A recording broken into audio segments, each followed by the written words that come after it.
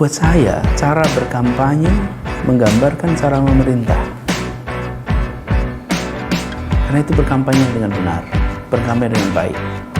Bagi pendukung Prabowo, bila Anda membawa pin gambarnya Prabowo Hatta, maka sebenarnya Anda sedang mewakili Prabowo Hatta. Begitu juga dengan Jokowi JK.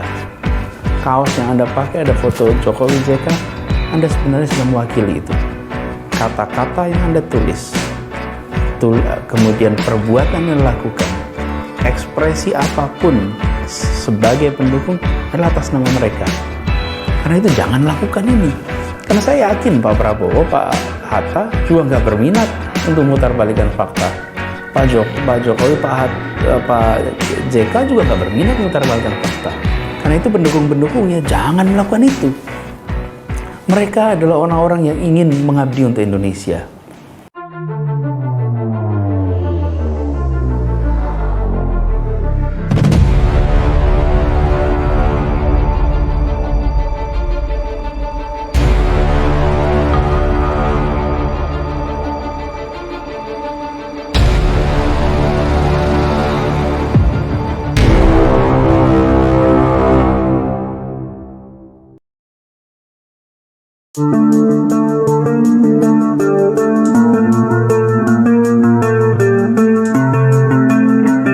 Surya Paloh nyapresin Anies Baswedan juga kelebihan bayar. Ditulis oleh Erika Ebener. Dulu, sebelum Anies Baswedan tidak menjadi gubernur Jakarta, mungkin hari ini anak muda atau generasi milenial tetap akan memandang dan mengingat sosok Anies Baswedan sebagai bapak merajut kebangsaan, atau juga sebagai bapak Indonesia belajar, atau bahkan akan diingat orang sebagai orang yang berhasil menghipnotis generasi muda untuk memilih Jokowi JK di Pilpres 2014 dulu. Orator terbaik di Indonesia jelas sampai hari ini Anies Baswedan. Nobody can beat him. Nobody can beat him. Nobody can beat him. Nobody can beat him. He is that good. Di podcast Deddy Corbuzier, Rian Ernest mengatakan bahwa Anies Baswedan is the best orator ever yang pernah ada di Indonesia. Kepiawaian Anies dalam berorasi bahkan Rian sandingkan dengan Presiden Soekarno. Dan sudah menjadi stereotip kalau misalnya kita menyaksikan seseorang yang bertutur kata cerdas, terstruktur, dengan intonasi yang indah di telinga, kita langsung menilai seseorang itu juga cerdas menjadi pemimpin. Saat Anies Baswedan diangkat menjadi Menteri Pendidikan, banyak orang menilai Presiden Jokowi sudah menunjuk sosok yang tepat untuk mengurusi masalah pendidikan Indonesia. Apalagi Anies dikenal sebagai seorang akademisi yang sangat erat hubungannya dengan dunia pendidikan. Ketika Anies dipecat dari jabatan Menteri Pendidikan, kampret menghujat. Waktu itu Kadrun belum lahir. Ditambah tak ada penjelasan dari pihak istana. Pemecatan Anies menjadi sebuah tanda tanya nasional. Kualitas integritas Anies masih terjaga dengan baik. Hari ini Surya Paloh telah menetapkan Anies Baswedan sebagai capres resmi Nasdem. Jika storytelling Anies berhenti di tahun 2016, apa yang sudah Surya Paloh bayar untuk mencapreskan Anies di Pilpres 2024 bisa menjadi keuntungan besar. Daya pikat Anies Baswedan, walaupun pernah dipecat dari posisi Menteri Pendidikan, tetap bisa dijual dengan harga yang masih lumayan mahal. Sayangnya, storytelling Anies Baswedan berlanjut hingga 2022. Dan cerita yang mengisi rentang waktu dari 2016 hingga 2022 sungguh dan sangat mengerikan.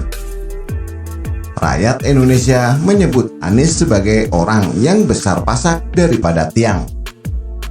Nama Anies Baswedan menjadi lebih panjang karena banyaknya nama sisipan atau nama tengah yang diberikan oleh maha benar netizen 62.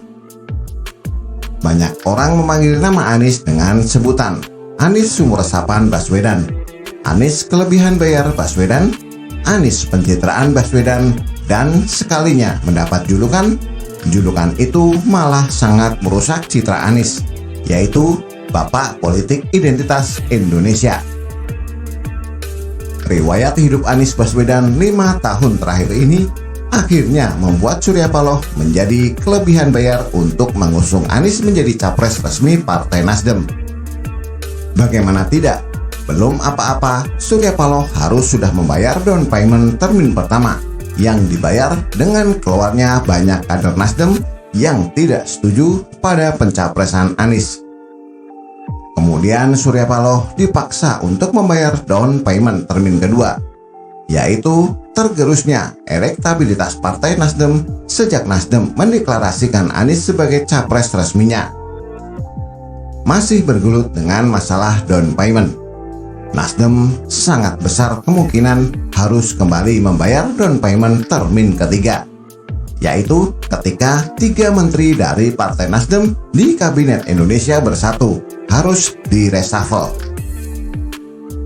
Apakah urusan down payment ini sudah selesai dan Nasdem tinggal membayar pelunasannya saja? Jawabannya tidak tahu. Mungkin masalah down payment ini sudah selesai, tapi kemungkinan Nasdem terkena denda juga yang sangat besar. Pasalnya Anies itu tak bisa dikendalikan. Dia suka bertindak semau udahnya. Tanda-tanda Anies akan menggalang kekuatan untuk kampanye dengan menggunakan jasa Rizik Syihab dan para ulama hitam dengan dalih mereka mendukung Anies sudah terlihat dari sekarang. Dan juga itu sampai dilakukan Anies. Apa tidak akan mustahil Nasdem yang terkena denda moral? Yakin seyakin-yakinnya Nasdem akan terkena DAM alias denda besar. Nasdem bisa langsung gulung tikar. Mencapreskan seorang Anies Baswedan di Pilpres 2024 sangat berisiko tinggi. Pengalaman Indonesia dengan Pilkada Jakarta yang sangat brutal dan mampu merobek tenun kebangsaan yang pada awalnya dijalin oleh Anies sendiri cukup menyakitkan bangsa Indonesia. Sampai hari ini, akibat dari politik identitas yang sudah dilakukan Anies Baswedan di Pilkada Jakarta, perpecahan di antara warga Jakarta dan netizen Indonesia masih cukup parah dan tak tahu kapan bisa disembuhkan. Kita tidak akan sanggup membayangkan akan seperti apa wajah Bhinneka Tunggal Ika jika kemudian taktik politik identitas juga kembali dilakukan Anies dan para pendukungnya di ajang Pilpres 2024. Bisa jadi tak hanya Nasdem yang kelebihan bayar, tetapi seluruh rakyat Indonesia akan mengalami kerugian yang panjang.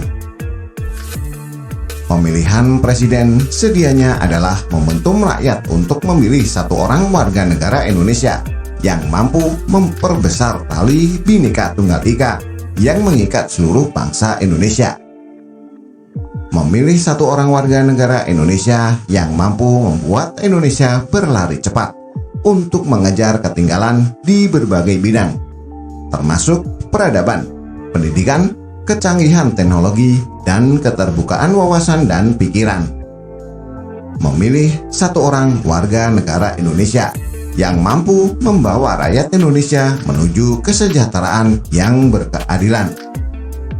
Memilih satu orang warga negara Indonesia yang mampu melanjutkan kesinambungan proses persiapan mewujudkan Indonesia menjadi negara dengan ekonomi terkuat keempat di dunia di tahun lepas landas.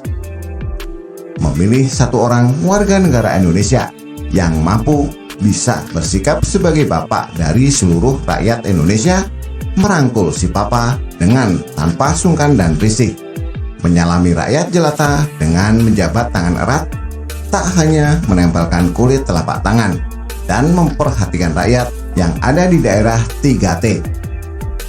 Memilih satu orang warga negara Indonesia yang tidak gelap mata melihat besarnya APBN Indonesia. Apakah Anies Baswedan bisa? Silahkan tanyakan pada dia yang sudah kelebihan bayar. Bagaimana menurut Anda? Silahkan tulis komentar di bawah.